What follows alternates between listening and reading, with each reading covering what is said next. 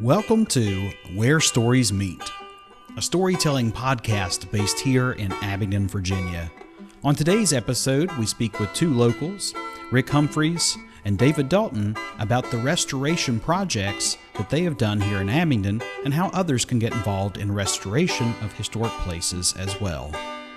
This is a two-part episode, so be sure to tune in next week for part 2.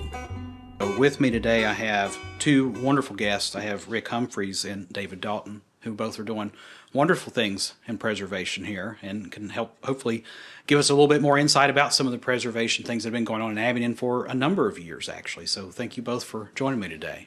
Thanks for having us. Our pleasure. Yeah.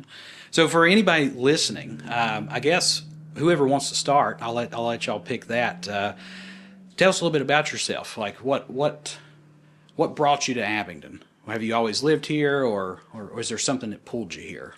Well, I think I'll start on this because my family is the reason kind of why David came here. That's right. And so the Humphries and the Heggies, my ancestors were Heggies, and they came here in about 1770.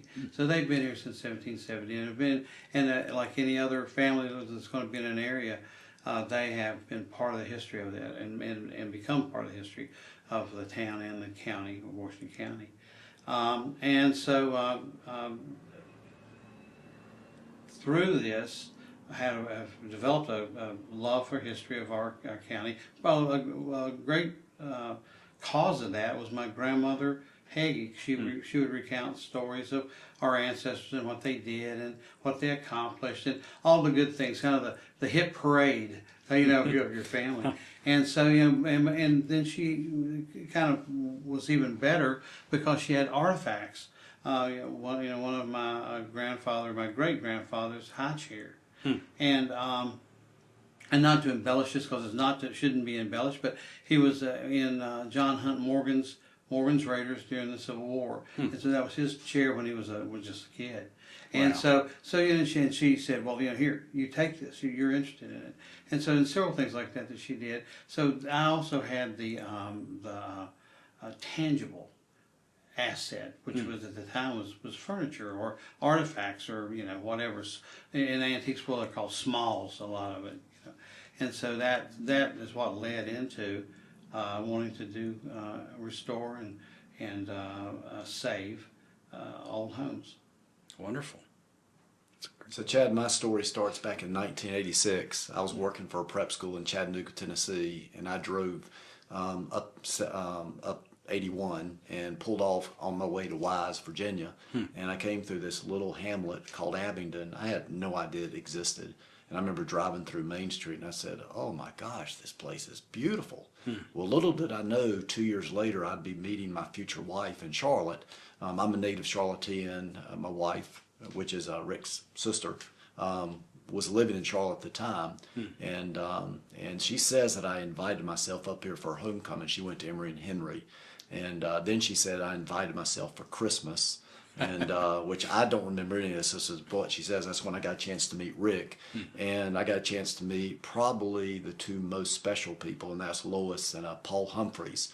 Lois, as you probably remember, was a longtime mayor here, I think the first mayor, and female mayor, and not only was she just from my understanding, a great mayor, but she was also a great mother-in-law. She was also a great grandmother.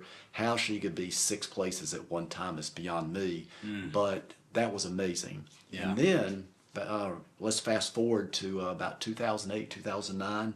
Rick suggested that Jill and I go with Rick and Susan. Susan is Rick's wife. Head to Williamsburg. And so this was my first true introduction to Virginia history.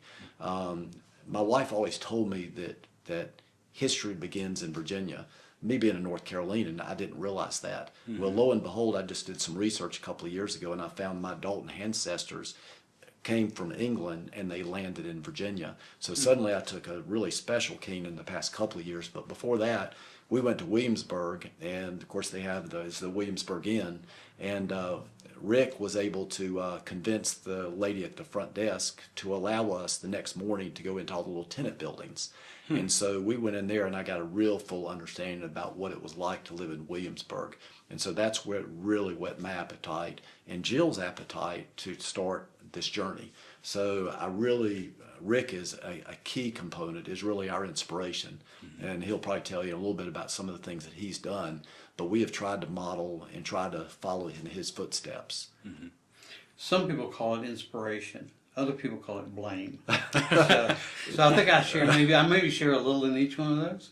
So I had, prior to David becoming interested and Jill becoming interested, my wife Susan and I had found a house that we really liked. Actually, I found this house when I was 16 years old in high school, and the people wouldn't sell it. And they later on it became the Nifty Thrifty shop down on Park Street. And so they were looking to build a kitchen, and they were moving all their operations to kind of consolidate in one place. That would become the Abingdon Senior Center that's out on Senior Drive. It's just off of Whites Mill Road. And so they were looking for money and things like that. They had offered the house for sale, and they I don't think a lot of people showed any interest, but we did. And we thought about, because we wanted to do a restoration of a home, we didn't know what we were going to do with it. We just knew we wanted to do a restoration on it. And so in acquiring it, the lady who at the time was the head of it, Polly Wirt, structured it so that we could make a contribution to the senior center and then money to the lady who actually owned it. And so what it did was it gave us a write-off, on a tax write-off by donating the senior center. So we donated, I can't remember how much, was enough to almost complete their big commercial kitchen. Wow. And so that made us feel good about that part of it. Yeah. And then it also made us feel good about starting it on a good positive note. And so then after that, we started looking at the town. We'd always been told the town was so hard to work with. It was really hard to do a business here. We went into it and found out just the opposite. People wanted to help you. They told you, they wanted to tell you what had to be done, what couldn't be done. And then all those made us realize it wasn't about what we thought. It was about what we had to do. And so it's kind of well, if you want to do something, then do what people ask you to do. And we did. And so we found it really interesting and very instructive, and tons of people wanted to help us and get this done. And so that's what started us on this journey that was the old Sando house. And on Park Street, 119 Park Street, that would become later on a tailor's lodging. The Sandos were tailors by trade. And so we were trying to decide what to call it, and I wanted to call it Water Street. My wife said, "Well, Rick, I think that's a great idea," as she kind of patted me on the back. And she said, "But I've got a feeling because it's on Park Street, everybody's going to be looking for Water Street, and they're never going to find it." And I said, "Well, I don't know what to call this. What would you call it?" And she goes, "Well, they were tailors by trade. Call it Tailor's Lodging." It was brilliant. She's brilliant. But I follow directions well, and so we called it Tailor's Lodging, and it's really turned into a wonderful adventure for us, and hopefully it's a wonderful lodging for people who come and stay with us. Really close to the Creeper Trail, all kinds of good amenities that are close. Since then, we've grown even more restaurants and things to do, and so it's really taken on. It's kind of taken on. Through all the other stuff going on in town, a life of its own. Yeah. Now, Chad, this was in the early 2000s when he was doing this renovation. And at that time, I had a business in North Carolina that I was running. So from afar, I was watching all the renovation that was taking place. And this is a brave man to take on a renovation. And let's call it a restoration. Restoration. Okay, restoration. Well, with being afar, we were a little bit anxious about having our first project being a renovation. So across the street, there was a property that came available. And since we had been down to Williamsburg, we decided to build some tenant buildings that were very, very similar to what we had saw during the visit back in 2008, 2009. Cottages. And so we built Creepers and Lodging. Now, interesting enough, it's a lot easier to build new than it is a restoration. And so we had to get that under, and Jill, my wife, she's the one, and also Lois was very, very involved in the building of those two. And we're now on our 15th year of Creepers and Lodging. And then after that, we decided, okay, and actually watching Rick and Susan do their next project, or actually, I guess y'all did a couple of projects. Then it was time for us to move on for the next one. But I know Black Dog Inn was... Susan's actually done 9 restorations. Wow. I've only done 7. So she's done actually 2 more than I have. And many times it was an offhands, but on ours it had to be an on-hands. So, you devote your time, you devote your finances, and you really kind of, everything becomes suspended while you're trying to get this done, like any other house, like any other project. Except on this one, it's I think it's a little bit more fun and a little easier, because instead of trying to invent something, you're just trying to recreate what was there. And so that gave us a foothold to where we could go. Well, we can go to places like Old Salem. We can go to places like Colonial Williamsburg. We can go to places like the Shaker Village over in there's a couple of them actually over in Kentucky. So we can go to these and see how they were done, and also pick their brains on construction and what needs to be done and how it needs to be done. Also, where to get the supplies. Where do you get wood that's beadboard that it has to be a certain thickness, and so you find the people, and wonderful people who are tradespeople that are restorers, and they are, one of the nice things about these people, they love to share. They love to share their knowledge. They love to share, and they also they love to share. Now listen, this isn't going to be easy. It's going to cost a lot of money, and you have to dedicate yourself to this. And if you can do that,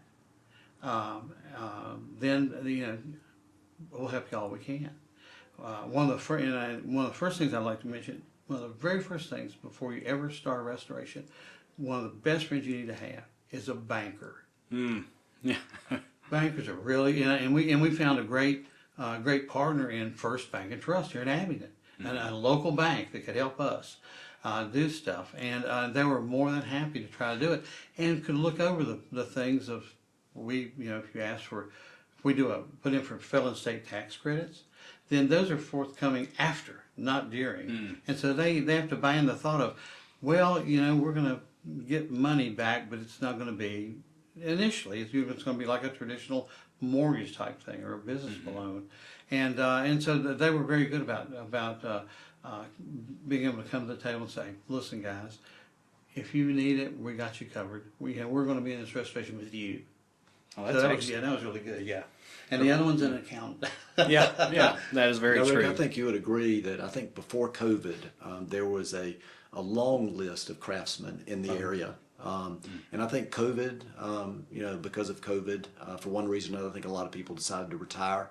And so we've done some renovation or restoration since COVID. And it's been a little bit more difficult to find the craftsmen. Fortunately, there are enough around. We've had to wait, for because the lead time. But, we've not tried to shortchange anything when it comes to our restorations, because we have found some buildings here that have a history, that are recognizable in town, and we did not want to shortchange. So we tried our best to ensure that we found the best craftsmen, so that when we do open it up to folks in the community, that they're proud of the restorations that we took on. Yeah, and I think that's one of the things that we lack a lot in today's times, because you talk about craftsmen. Even looking at some of the features of this home. This home was 1860. And there's unique characteristics to it.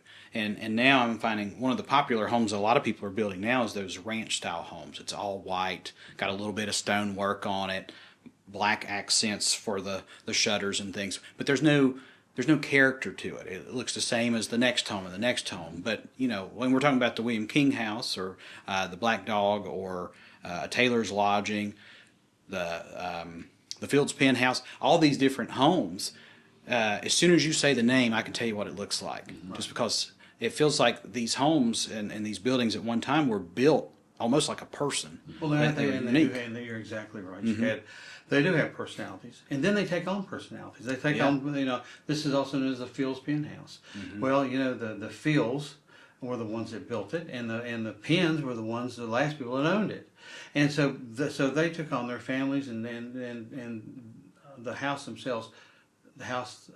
themselves have taken on those personalities, which is very wonderful. I mean, it's very wonderful, because many times, if it's 2 generations, 3 generations past, it's forgotten about who lived in the house or what they did, and kind of when you go in and you do a restoration, you kind of revive that. Yeah, but Chad, one of the things also to keep in mind is that we have a very strong historical commission here. We do. And Historic Preservation Review Board, and it's very, very important. Now people that move in this area, they need to understand that they are part of that community, and that's why Abingdon is as quaint as it is. And we're very, very fortunate that community is willing to follow the guidelines. And it's very, very important, because I come from Charlotte, North Carolina, and if you drive anywhere in Charlotte, there is nothing historic. Everything is modern. Everything is new. I mean, it's clean. But there's some neat architecture on some of the high rises, but other than that, it doesn't have the flavor that Abingdon has. Yeah, and we get that comment a lot. Locals, regional folks, and especially in the tourism world, a lot of people, the reason they love coming here is, and a lot of them didn't even know about that. It's like an added bonus once they get here to see that, this beautiful downtown with all the things that we have. And then we were talking a little bit before the episode started about some of these younger folks coming in and doing some of these projects and trying to preserve those buildings. Like, well, even here at the Fields Pen House, now the Visitor Center, it has been preserved, because it was in some rough shape before it led up to this. I was fortunate that I came on board right when it was all complete, so I came into a crisp new historic home. I was here when it was falling apart. So and and basically, there was a water table, a problem, and there were several things that had to be done. I was on the council that brought in someone to look at it, and including, and I don't know can't remember his name, one of the gentlemen who worked on Falling Water, which was It's up in Pennsylvania. And so so they brought in quality people that had ideas from doing things, not imagining them or not trying to guess at them. And so those are good attributes to have. And that was one. The original restoration on this house was done by Jim Moran, and Jim Moran worked with all kinds of different places. He worked with the National Park Service. One of the things that I remember, one of the jobs that he did, when he and I were talking about, was he put the roof back on the Appomattox Courthouse, where that I'll say this in the Southern fashion, where that Lee capitulated to Grant, and but he did that roof, and so he had the skills and the qualification to be able to do that. He just grew up there, and he had a brother John, and John Moran and Jim both did the restoration on the on the tavern. So you walk into the tavern, and it looks as good as it did when they completed it, and that had to be in the 80s. Wow. So it's just an amazing restoration job. John's no longer with us, but Jim is with us, and I admit that I have called him to ask him for. Ask him questions about restoration, about how to do something or what would it look like. He's very forthcoming with knowledge. He's a great guy, and so Jim Moran. So don't burn his phone off the hook, guys. Let me mention a couple others. Of course, we just recently had the county courthouse just got completed, and just miraculous what they've done with it. I mean, it's actually, 3 years ago, they actually erected the crane. Yeah. And I remember driving over the horizon, I said, this is Abingdon? I mean, the crane was, towering well above the tree line. And then I just recently understand that I think the retirement, which is down here near the mustering grounds, it just got a grant. And I think they've got a large enough grant to at least restore, to make sure the foundation is solid. And I think do some of the requirements to make sure it brings. So there's 2 examples just recently that have occurred that really has just, it just demonstrates that it just is ongoing. And then I think the Mercantile building down here is just now getting ready to get open. The old jail, it's near completion. The Summers building is another one. Of course, Byron. back in the early 2000s, I think, did his, and then the other one, Emmett Yeary, of course, very, very involved in the tavern. Yeah, one of the stories I love is Byram Geisler. He has where the wine shop is now, and then there's a clothing store that's there. Maybe is it Persnickety's? It's the clothing store there also. Miss Signer's. Miss Signer's. Yeah, Miss Signer's. Pardon me. But anyway, so that building literally had pigeons in it. No one had lived in it. No one had operated. It was Wow. truly. People look at it. I know as a preservationist, I looked at it and I go, there's just no way I could ever tackle a job that's that complex as a first or second job. It's just too much. And Byram came in and he did that, and he did that in the condition that sometimes is not so conducive, which is he received federal and state tax credits, which are a lot of extra hoops you jump through, and you have to qualify exactly what you're doing. You have to match up to make sure that it's period correct, and so in order to be able to to receive that, and having done that myself, I know that you might want to do something and it might be correct, but if you can't document it, you can't. Wow. You can't do it if you can't document it. Huh. And you have to really be very fluid in what you're able to do. You're very tolerant of saying, yes, I do want to do that. Yes, I can do that. So, or yes, I want the money to be able to do this, so I can do it the way I want it to be done. So I will do that. And so that's one of the other outlets, venues, whatever you would like to call it, of finding money to help run the restoration. The town of Abingdon is very good at trying to help you. There are a couple of, as I mentioned, First Bank and Trust. There are some